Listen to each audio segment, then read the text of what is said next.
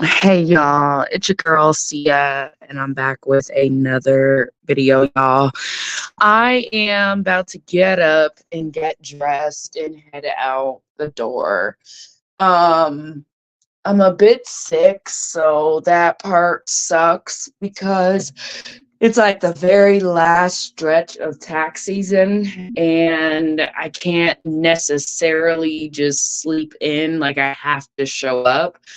Um, but, after really sitting with the things that I was finding on TikTok, man, and I know it's TikTok, right? And I was one of those people that was a bit skeptical about the new claims in the workplace. Obviously, I had been out of the workplace for some time.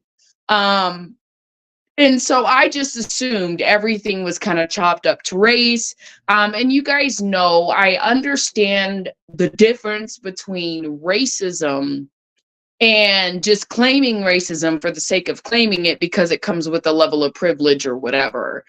Um, I don't believe that I've ever really stated that I've experienced racism in this current workspace that I'm in, although certain things that have been said, the average person, like, especially now that I'm going through like the TikTok videos and the different microaggressions that women experience and where they're coming from, just hearing those conversations more, I'm beginning to realize that I've had a lot of microaggressions put against me. And it feels good to know that I am not the only one that's had this experience in the workspace. Because you guys know there was a part of me that was like, well, am I defensive? Like, I hadn't heard that in a very long time. Like, to be honest with you guys, I haven't heard that I'm defensive um just on a regular basis like that in a very, very, very long time. And I mean, like, over the course of like 10 years time, right? So when someone says these things to me, it's like, is that really me? Like, again, I'm so honest with myself and honest with my situation that I have no problem looking in the mirror and being like, girlfriend, is this you? And understandably, most of the time I know when I'm being defensive, right? That's another thing, right? Whereas when I was younger, I didn't really know all the time, right? Now I've had enough life experience with myself to know when I'm actually being defensive and when that's not my intent, right? And when possibly somebody else is misreading the situation. Instead of asking me what I'm feeling, they're telling me what I'm doing, right? And so that's, again, I cannot stress that enough. I have to get on my daughter a lot about this because one thing I do is I joke, right? I have a very flat tone unless I'm super happy about something, right? My tone is usually the same. A lot of times when I'm joking, I don't always smile, but I'm hella joking, right? Sometimes my voice may seem a little bit more elevated, but I'm actually just talking shit. Like, I'm having fun talking, right? But naturally, again, I don't know if this is just the Colorado way or if this is a white person, like, I don't know, right? But every now and then I have to tell my daughter, because I'll say something, she'll say something to me and I'll say something back, right? So she'll say, well, mom, where are we going? And I'll say, well, I just said, we're going to X, Y, and Z. And she'll, well, gosh, I'm sorry. And I'm looking at her like, girl, what are you saying sorry for? Like, I'm just letting you know. I just said this. Like, and in my head, it ain't that big of a deal. But to her, however I communicated it, whether I'm communicating with a smile or not, she tries to read my emotions. And that's a problem. I keep telling her, quit trying to read me, because you're going to fail every fucking time. I'm not someone, I understand that most people are used to having people around them, right? That they can read and they know what they're thinking, they're feeling. I am not that girl. I have never been that girl. So when people are trying to figure me out and they can't figure me out, then their natural reaction is, oh, you're defensive. Sorry, gosh, I didn't mean to annoy you. You just seem so angry. And it's like, no, bro, just because you can't figure me out, just because you don't know what emotion I'm feeling in the moment, doesn't mean that you get to put it off as I'm angry or I'm defensive or whatever, right? I realize this. My daughter knows me well, okay?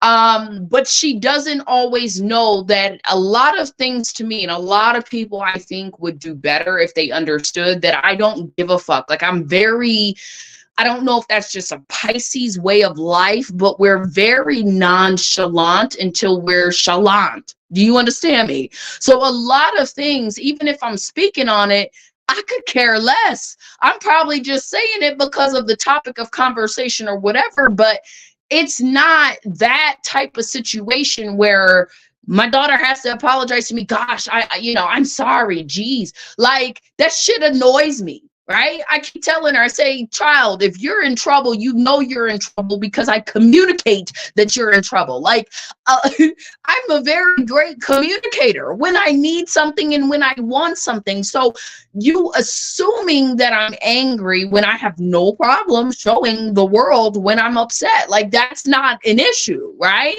And clearly they look different.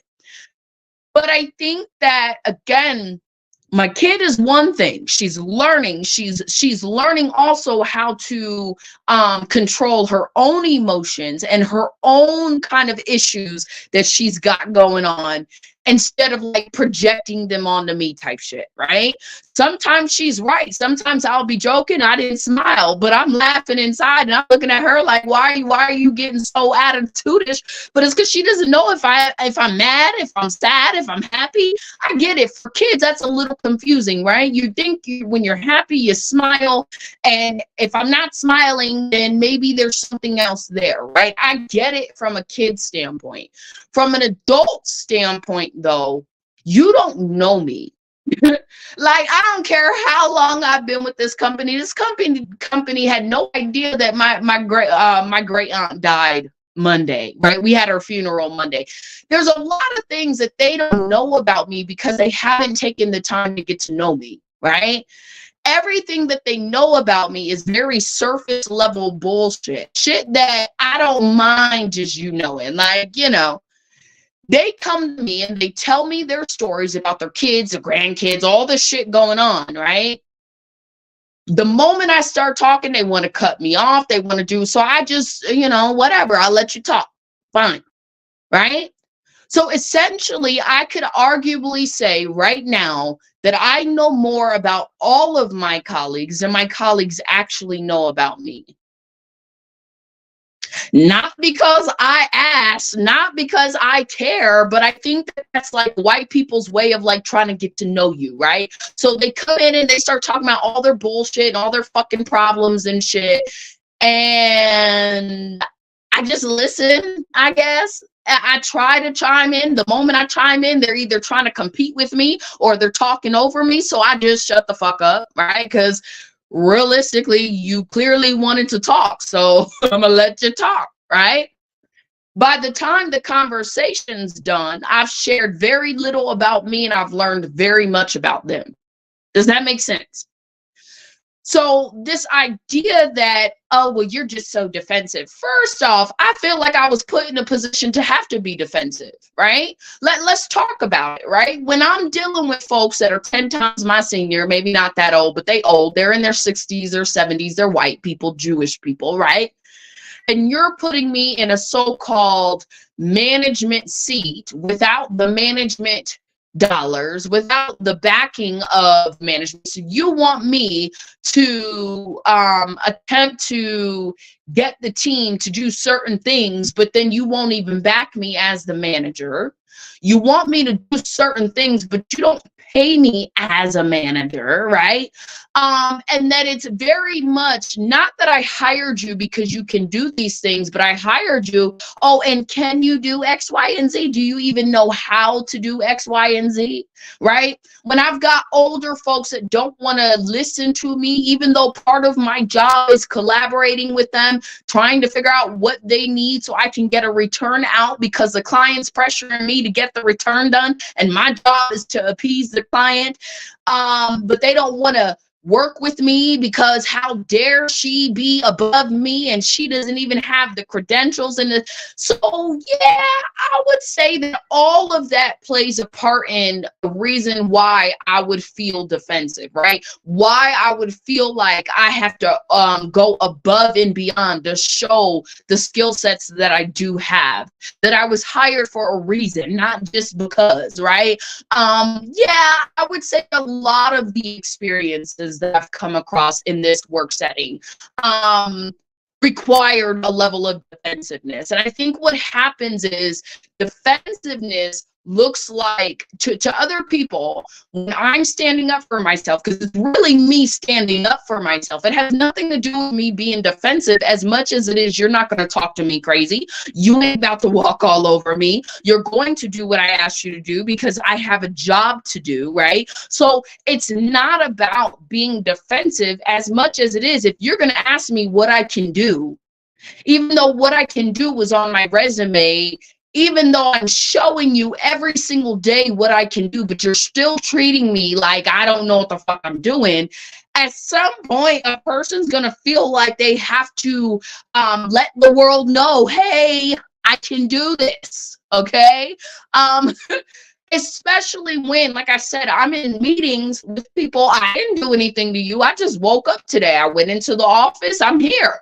Now they don't want to do meetings. I noticed they stayed away. They stopped doing these weekly meetings.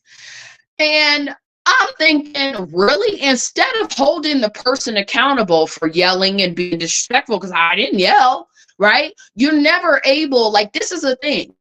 I'm assuming because I work with all men are able to get away with a little bit more, right? But when I'm sitting at a table across from you and we're going through your task for the day, a person's task for the day, and the person, I'm asking them, where are they at? I'm letting them know where they're falling short, where, that's what makes us better, right? So if I'm asking you, hey, where are you at? And you've got an attitude with me, that is a you problem. If you start yelling at me, that is a you fucking issue, especially if I'm not fucking yelling at you, right? But for some odd reason in white workspaces, it's okay for these folks to yell at me, but the moment I yell at them, oh, she's the angry black woman.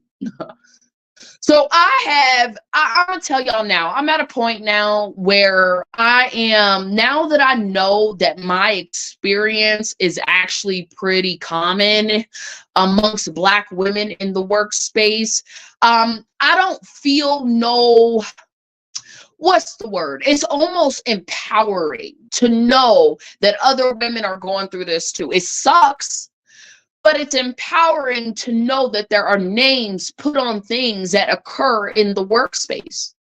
I feel like I've done enough due diligence to know kind of how to document everything, how to keep everything together, right? And ensure that, like I said, my ass is covered. Fuck what they're talking about. I've got to make sure my ass is covered, period, point blank, right? So when I go into this workspace, it ain't no animosity, I may say good morning to the folks that I see. I'm not walking around the fucking office to say good morning to everybody. I'm not a fucking manager. That is not, like, realistically, that's not my job. The people in my space, as I'm walking in, right, and I'm seeing them, I have no problem saying good morning. But my conversations are very short. They're very limited at this point, right? All I need to say to you is, hi, good morning. That's it. I don't all the extra conversation, because again, I have to acknowledge a lot of what was said to me, even though it's being said to me and I'm like, oh, okay, like, because I wasn't really thinking anything of it. But for me to hate to go to work this much, like, that's a problem. So that tells you when they say it's a death by 1,000 cuts, that's exactly what the microaggressions are.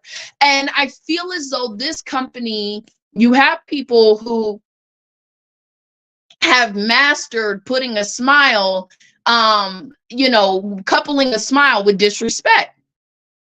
So for me, I've made it very clear to myself because I know what the goal is for me, right? And I am putting myself in a position where I'm disassociating with everybody. Like, I don't want you in my space. I don't really want to communicate with you more than I have to, right? The conversations, like I said, I've heard my boss say that to me quite a few times. And my old roommate, he told me, he said, he's just trying to get you to be basically change myself so that I can make others feel comfortable. Last time I checked, I don't got a criminal record, right? I'm not out here threatening folks, yelling at folks, punching on folks. Like, that's not really in my MO, right? So if you feel uncomfortable around me, that is a you problem. Like, if I'm not doing anything for you to feel uncomfortable, bro, I'm not like, that is on you. Me standing up for, because what they've done is they put me in a box where I know I'm not going to change. I'm not willing to change. Okay. Understand that. Anything that these white people have been telling me, now that I'm really looking at it, I'm like, nah, y'all didn't really hit it on the nail. See, a person, my old roommate, right, could teach me because he learned me. He studied me. I lived with him. Do you understand? So this man had a year before he really could help me to really know to find out who I was. My old roommate would hang out with me on purpose, be like, let's go to the mountains, let's smoke, let's do this, just to see what level of conversation I was having, where I was at in my life, where I wanted to go, yada, yada, yada. These people have not sat down and taken the time to figure out, where do you want to go in life? Where are you going? Like I told you guys, he asked me the question, but for me, it ain't realistic. What he's saying, I don't see a future really with this company at all. Not for myself, maybe for the Mexican men, because that's all he's promoted is Mexican males, right? Which again is a little bit biased and, whatever, but, whatever. And as the Black woman, I'm there to carry all the slack. Like I said yesterday, I told them I needed help. My boss said, okay, ? If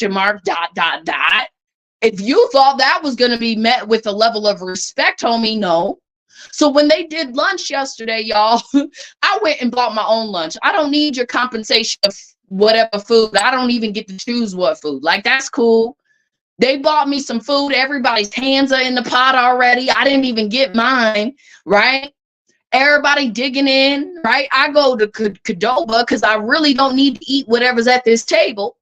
I go to Qdoba, I come back. Do you know these motherfuckers had the nerve to bring me my food, which looked like scraps, right? They brought me some tortilla, something, I don't know, but you could tell people's hands, it had already been opened, the box was smashed. Like, that's not how you give food to people. I don't want that shit. And the bitch is looking at my fucking Qdoba and looking at that, and in her mind, you could tell she's like, damn, that Qdoba look good. I know. Bitch, I don't want your scraps. You see what I'm saying? Like, I get in, they're like, oh, we were looking all over for you. Were you? Because none of you texted me or called me. You guys seen me get up and leave. So how hard was, you didn't ask me where I was going. So were you really looking for me? Or did all y'all sit down and eat and realize, oh shit, Cece's got to eat? And that's what happened. Like, that's what it seemed like happened to me. So it's a lot of different shit. Like I said, my name is, a certain way there. Okay. They had the audacity to try to put my real name on my business cards. Nobody there knows me by my real name, but you're going to put my real name on my business cards. So I told him, I said, hey, by the way, and I was very polite because I know the games. Again, I've been dealing with this long enough to know how to play the fucking game. This is why I pissed them off so much, right? Because I'm very much me, and they can't do shit about me being me, motherfucker. Like, that's not how that works. So I said, hey, thank you for the business card, yada, yada. Just so you know, my preferred name is such and such, right? I have been crossing off the name on these business cards and putting my preferred name because that's how clients know me, right? And I ended it there, but thank you, yada yada, and moved on with my day. Do y'all know I came in with new business cards with my preferred name? They already fucking know my preferred name because they all been calling me this shit. The moment I call this blonde hair, blue-eyed white bitch out for her shit, not doing her fucking work, bro. Now all of a sudden her name is her government name. And no, nigga, that's not how that shit works. Right? That's like that's actually disrespectful. But instead of me getting all rah-rah about it, because I'm not dumb, I know women, I know the petty shit, right? I'm going to play the game just like you're playing the game, right? You want to do all the petty shit, I'm going to just silently and politely call you out on the bullshit. And see, everything is in writing. So when I was watching the TikTok videos, to me, I felt a level of disrespect when I saw my name written in an unusual way that it's never been written before, right? With this company. But then I get on TikTok and I'm watching all these TikTok videos and I'm finding out that that is actually a tactic for bullying, right? Hence why when the girl, what does she do? She deleted me off her Instagram. First of all, I'm not on Instagram enough to really care. But you know what I did? I returned the favor and I blocked her, bitch. I don't give a fuck. Good riddance. Don't like you and I don't need to follow each other ever. You see what I'm saying? So I'm not really, how can I put it? I could do the tit for tat shit, but I feel like I'm a little bit better at it. Like I've had enough of the passive aggression to know when I'm experiencing these things, right? And I have enough education to where I know how to have these conversations without necessarily being rude. Right? So same thing when the guy was like, well, isn't this your responsibility to handle? First of all, motherfucker, don't talk to me crazy. You ain't my boss, right? That's number one, right? And I wouldn't accept it from my boss, but it is what it is when he sent me that email. And my response to him was, well, that's an odd choice of words, right? Were you asking me to call this person back? Because that's really what he was asking me to do. But because he felt on his mighty horse that day, he wanted to send me an email that is not natural. It's not a natural way of saying, hey, look, can you call this person back, right? Isn't this your responsibility to handle? Please do so. Like, bro, I'm going to need you to fix your tone. So as in white people terms, I said, well, that's an odd choice of words to use. Were you asking me to call this person back? Right? Because what it does is it helps the person that's talking to you crazy realize that they talking to you crazy. See, you can't turn around. You've been talking about me this entire time to everybody about how angry you think I am. You ain't actually came and talked to me, but because I don't say good morning, right? Keep in mind, these folks don't say good morning to me. It's only a select few, okay? Because I didn't say good morning to you, now she's angry, she's mean, she's this. Well, what are you doing to play the part in the role? Like, what is your part in it? Because I'm not just waking up mean and angry. That's not how my life works. I'm very happy. So, I'm at a point now where I feel like the company has put me in a position where I'm not comfortable talking to folks. If everything I say to you is me being defensive, or you feel like I'm on defense, because I'm very much a person that, again, I have no problem communicating how I feel, how I'm being made to feel. And again, even in that meeting, when I told my boss, I feel as though I'm being disrespected. Let me be clear. I only use the words I feel because we're taught that in a situation where there's several people and you're wanting to point things out, you are to use the I feel statements, right? That's what I was doing. Apparently, I should have just said, you're disrespecting me. Because the moment I said, well, I feel disrespected. Well, I don't think anybody here is disrespect. Motherfucker, I didn't ask you what you think. I'm letting you know what I feel, right? So when I recorrected them and said, this is how I feel, well, you ain't feelings. And he started mocking me. And I said, you will not gaslight me. And I told that to the fucking owner. You are not going to sit here and disrespect me, because the moment I say I feel uncomfortable, maybe that was a better word. Maybe I should have said that, because legally now all of you have to back the fuck up. You see what I'm saying? So the disrespect has put me in a position where I don't care, right? I'm there for a paycheck. I'm there to do my job and leave. Do you understand? I'm not going to any more client meetings, at client events. I don't care about networking. I don't care about drinking with my boss, right? All those things for me are like obsolete. I'm at a point where I'm only showing up to work because I have a job to do, and anything outside of that, I really don't care for.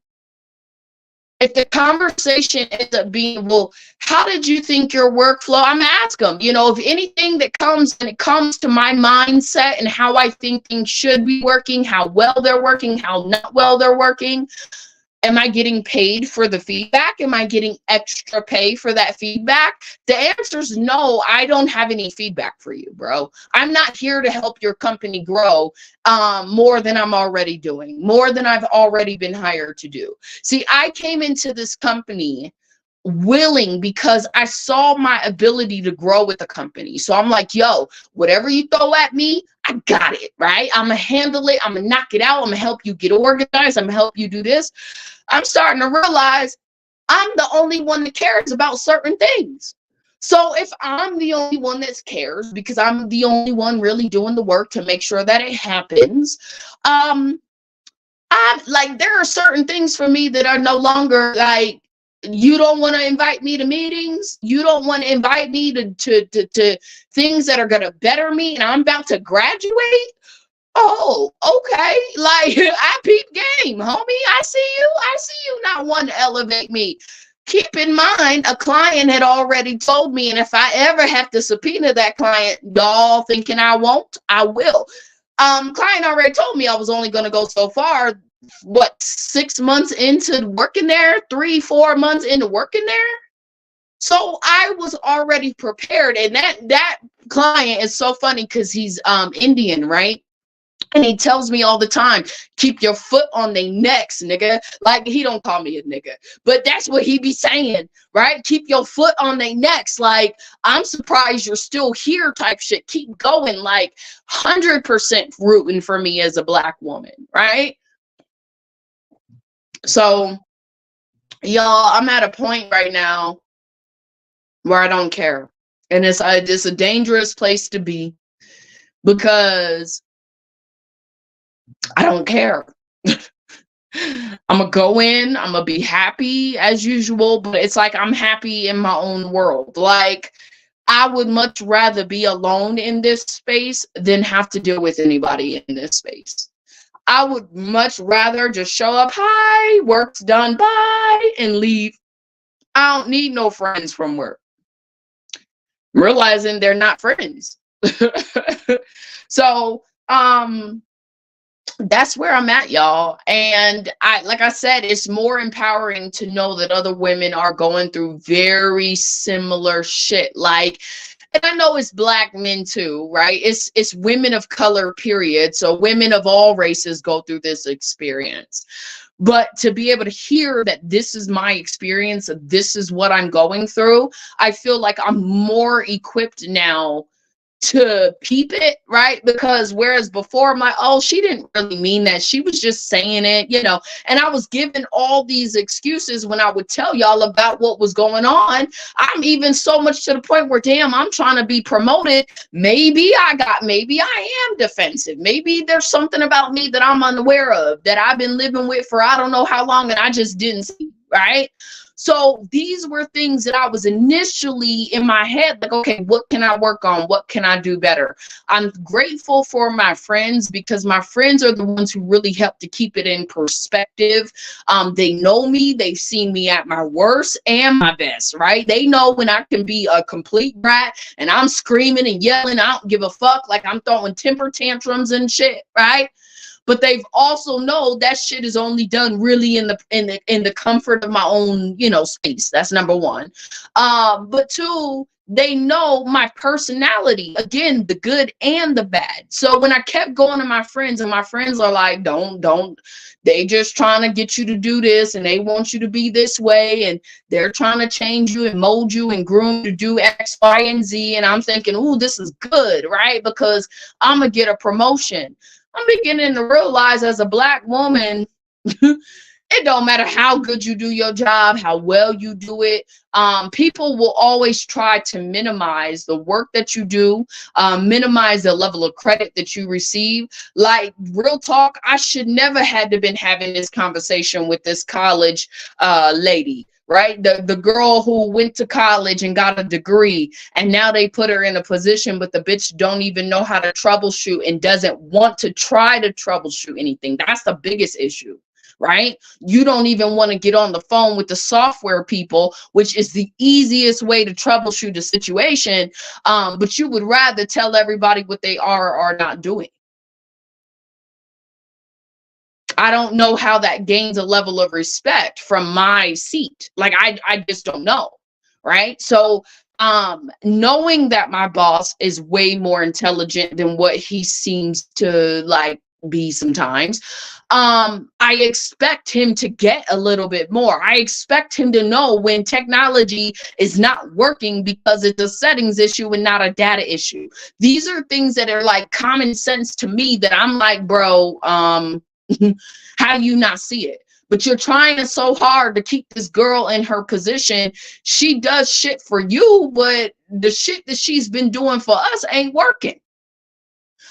So I am, what's the word? I have been slowly detaching. That's what it is having a level of detachment. Even so much so, I don't want to sit with y'all for lunch.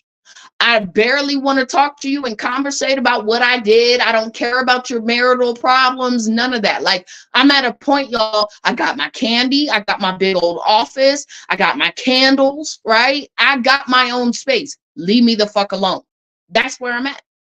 I don't like feeling like I have to be this way, but that's the position they put me in. It's like everything I say, if you feel like it's defensive, eventually somebody's just going to shut up. They're not going to talk. And everything they say, they have to hear the words, oh, you're so defensive. You're defensive. Bitch, what am I defending? Some shit I'm not even defending. So what the fuck are you talking about? Could that be your misperception of what you think I'm saying versus what I'm actually saying? Could that be all the alcohol that maybe you drink and have drank, so now your comprehension skills and your ability to detect feelings is a bit off? But I'm defensive. So if everything I say to you feels like I'm being defensive, then I don't want to be around you. All right? That's just, that's how that goes. I'm not changing. I know for a fact that if I tell you, you tell me the sky's pink and I'm like, nah, bro, it's blue.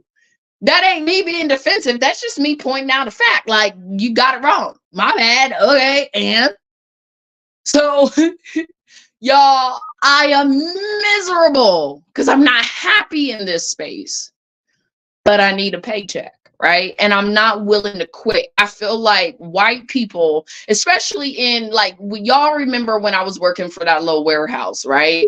And that guy was like, oh, because I was in the bathroom. I got there on time, but I had to go to the bathroom. I drove like maybe 30, 45 minutes away from my house. I had a bunch of meal. I had to go potty, right? The guy wrote me up for saying that I was a no call, no show, even though I had clocked in. So I'd actually clocked in and went to the bathroom because I wasn't there for the meeting, not because I wasn't there, right? So as a supervisor who's being hired in this spot, naturally you would think that the supervisor knows this ain't a no call, no show situation. Usually a no call, no show is a situation where the person just don't show up to work and they didn't call you or give notice that they weren't there. I was in the restroom. you know what I mean? So it's it's situations like that where I got upset because it's like, really, bro, are you really trying to write me up over a no call, no show? And then when I tell you you're wrong, you want to double down in that no call, no show. And then ended up finding out he was wrong, right? The white people told him he was wrong, but this was a white male trying to pick on me. Why? I had no idea, because I had been working there a lot longer than this motherfucker, but it is what it is. And I got mad and I left. I packed up my shit. I said, you know what? I'm not doing this shit no more. I left. I chose to walk out. All right. Even though he was wrong. And what I've noticed in all of my situations as I've been in Denver, Colorado, because unfortunately, these people had the nerve to tell me, well, we're a diverse state. Bitch, where? Even the Spanish folks claim to be white. This is a very non-diverse state, right? So I don't give a fuck what people are talking about diversity. The fuck? You didn't even know. I remember having a conversation with one of the girls and telling them, well, yeah, because they were asking me about Africa and how I'm African American. I said, well, technically, when you do my lineage is only in America. I don't have any lineage in Africa, not that I can see.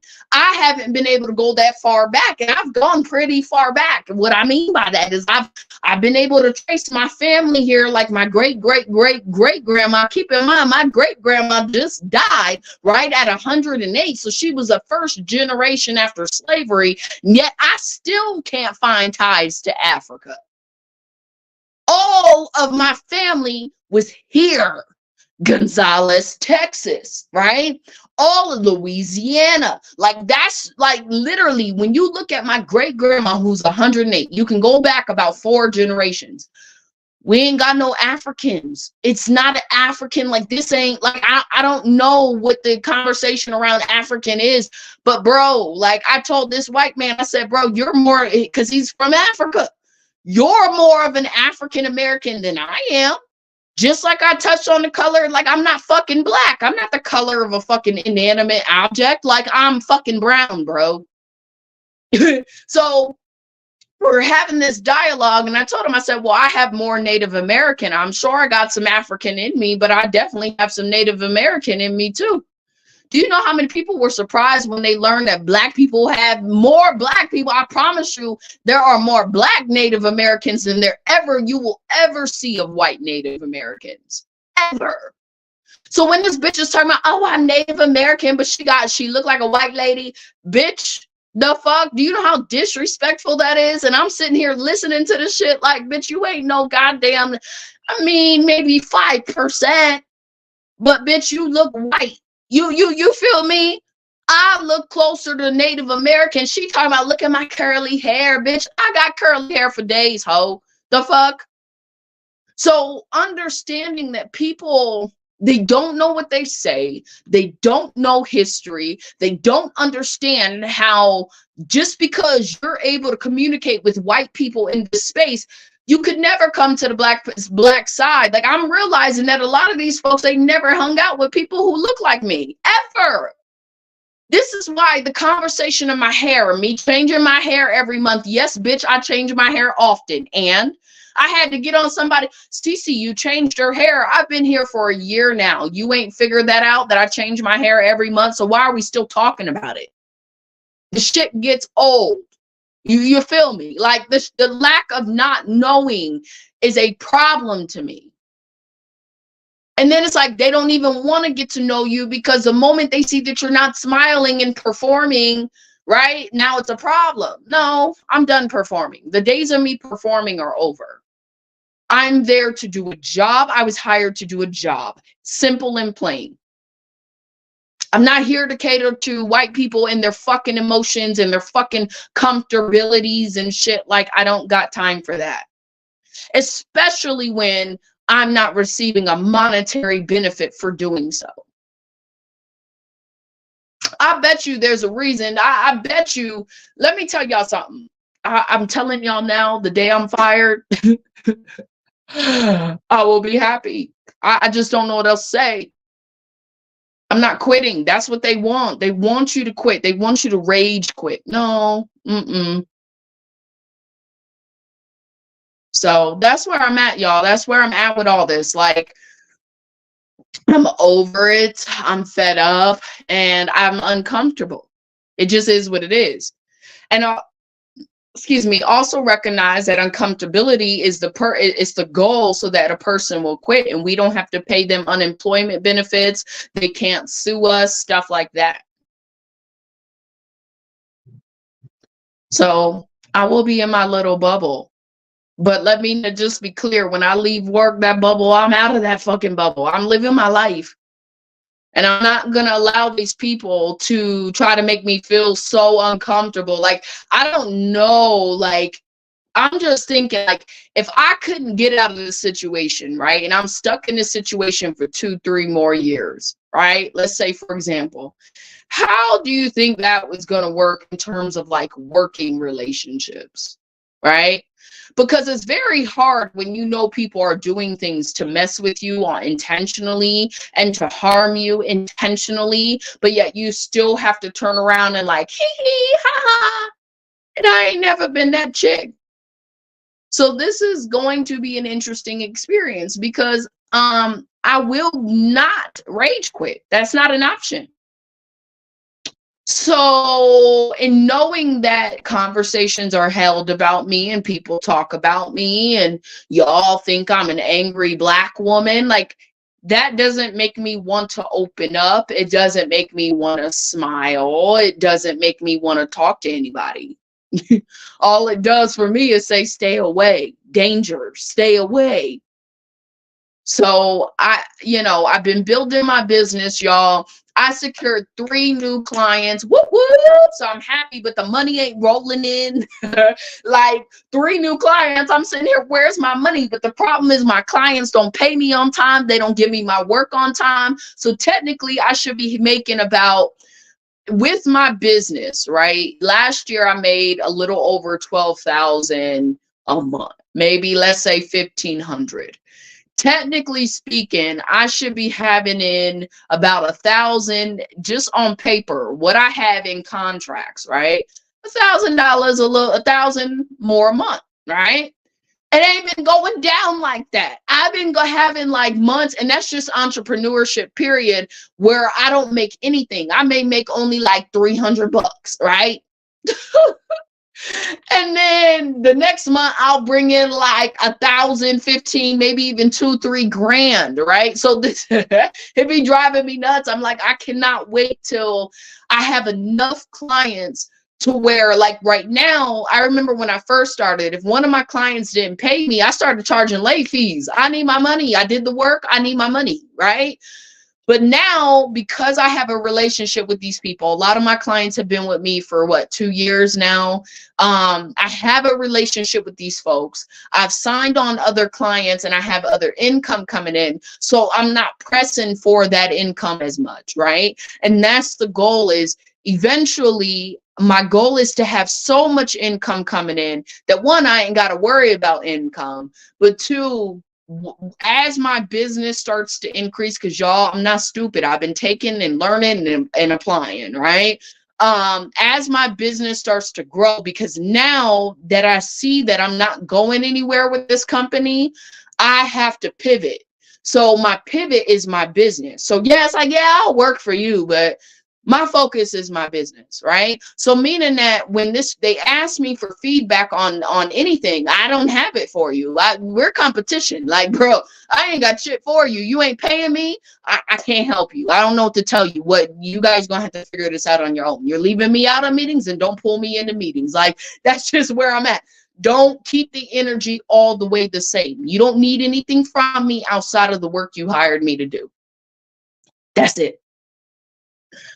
I take my business, I'm growing my business. My focus has been on my business. My business is my way out, right? Because I told you guys, I don't want to go back to working for anybody like this. Like, I know that as a Black woman in Denver, Colorado, and I'm not light skinned. I'm very much what I consider a crossbreed, meaning I can hang out with blacks and whites. I'm not fully white and I'm not fully black, like in terms of personality, right? I think that's what throws people off too, is I'm so classy, right? I'm so articulate.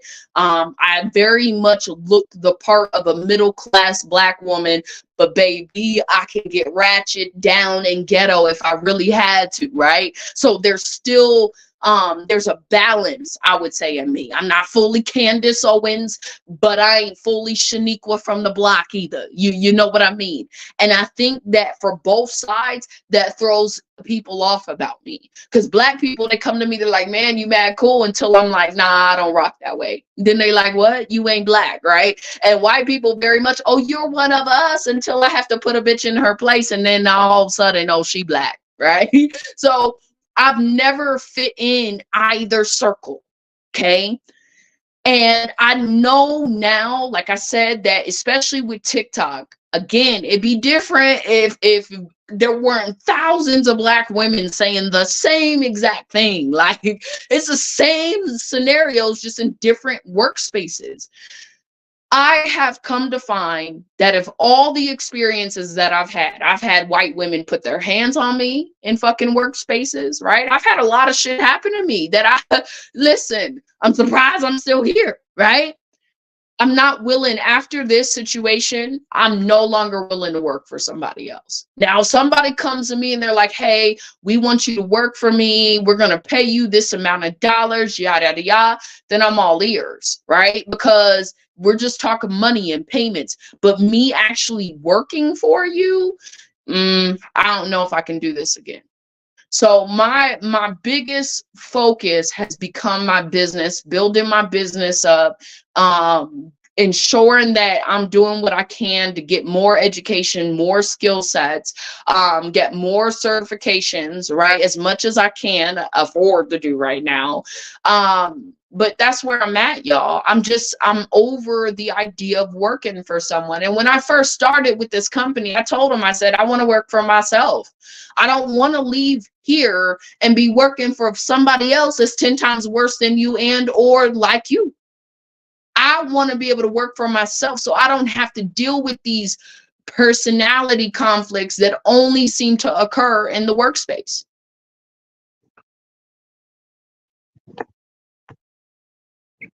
So that's all I got to say on the matter, y'all. I'm out. Peace.